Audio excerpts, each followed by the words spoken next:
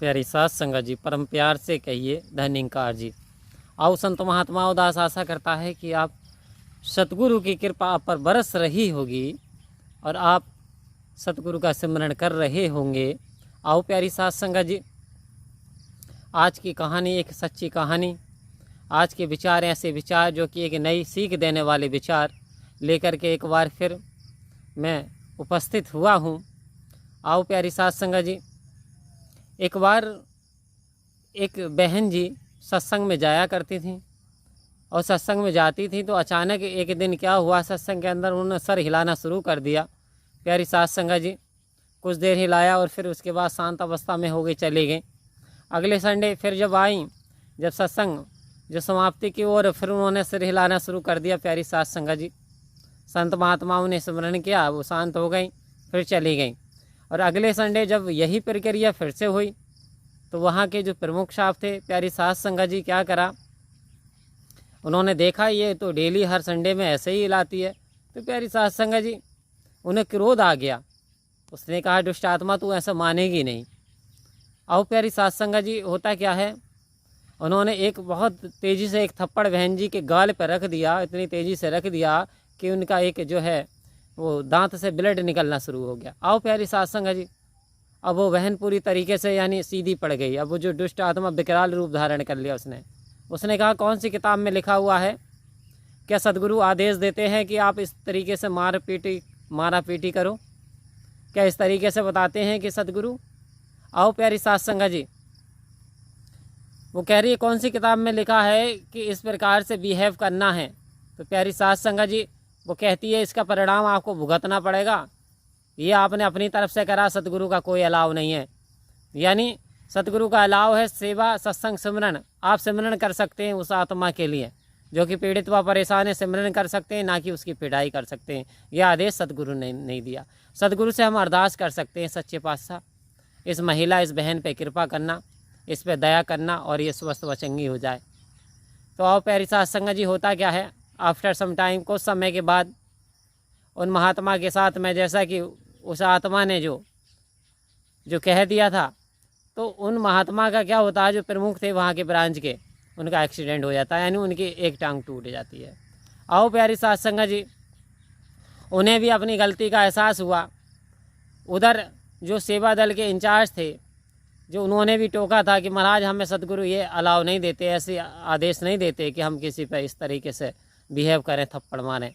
तो आओ प्यारी सास संगत जी, कहने का दास का मतलब क्या है कि इस प्रकार से हमें, यानी हमें ओहदा चाहे कुछ भी मिला हुआ हो, लेकिन सतगुरु हमसे ये नहीं कह रहा, यदि किसी पर कोई दुष्ट आत्मा का प्रकोप है तो आप ये नहीं कह सकते कि ये फला यानी ये चीज़ है।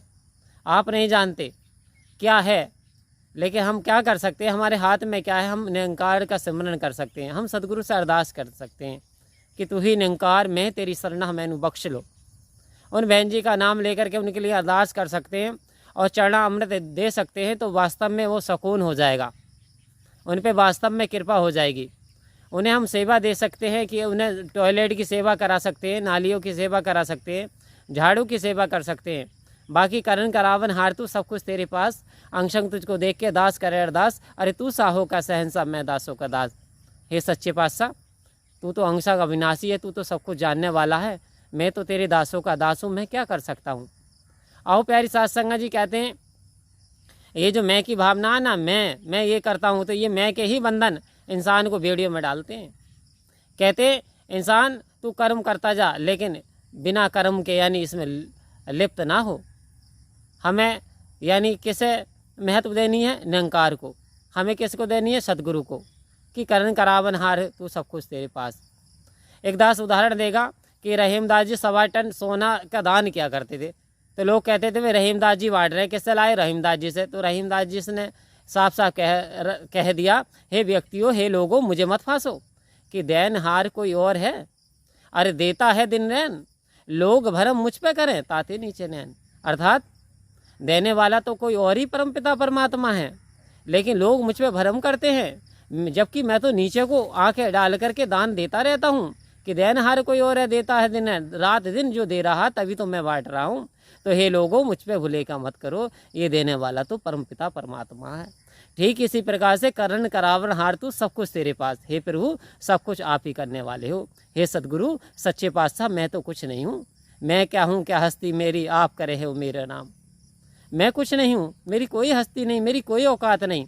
और वास्तव में संत महात्मा प्रैक्टिकल करके देखें, हमारी कोई औकात भी नहीं है। आप 2 किलोमीटर पहाड़ी पर चढ़ के चले जाएं, आप पहाड़ी की ऊंचाई पे जैसे चढ़ेंगे और चढ़ करके नीचे देखेंगे तो नदी भी ऐसे नाले के समान दिखाई देती है।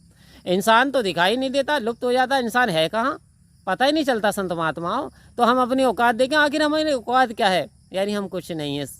परमपिता परमात्मा ने हमारी औकात डाली, हमें अपने निस्वरूप की जानकारी दे दी। तो आओ प्यारी साध संगत जी, हमें ये गलतियों से बचे रहना है। चाहे हमें कितने ही ब्रह्मज्ञानी कितने ही ज्ञान दे दिया, आओ संत महात्माओं हमें सदगुरु के आदेश उपदेश पे चलना, हमें सेवा करनी, सत्संग करना, सिमरन करना। यदि आपके साथ पास भी ऐसा कोई हादसा हो जाता है और कोई मार पिटाई करता है बहन हो या भाई के साथ में, तो उनसे अरदास करिए। ऐसा सदगुरु आदेश नहीं देते, उनके लिए सिमरन कर सकते हैं, आप अरदास कर सकते हैं सदगुरु से। तो आओ प्यारी साध संगत जी, दास का यही पर्पज है, यही उद्देश्य है बनना। यानी कि अगर हम किसी के साथ में जैसा करेंगे वैसा ही, जैसा बोएंगे तो वैसा ही खेती में जो फसल उत्पन्न होती है। संत महात्माओं कि करनी करे तो क्यों करे, क्यों करके पछताए, और कांटे वही बबूल के तो आम कहाँ से खाए। आओ प्यारी साध संगत जी, कह रहे करनी तो कर ली, अब पछता रहा है, लेकिन कांटे जब बबूल के बोए तो आम के फल की इच्छा क्यों कर रहा, आम कहाँ से मिल जाएगा। तो आओ प्यारी साध संगत जी, परम प्यार से मिल करके बोलेंगे धन्यकार। और यदि कोई बात मन को ठेस लगने वाली हो तो मेरी वापस दे देना, और यदि कोई अच्छी लगे तो सदगुरु की समझ करके जीवन में अपनाएंगे तो जीवन में चमत्कारी कल्याणकारी परिवर्तन होगा। प्यारी साध संगत जी, यदि वीडियो पसंद आए तो लाइक करना, सब्सक्राइब करना और प्यार से कहना धन्यकार।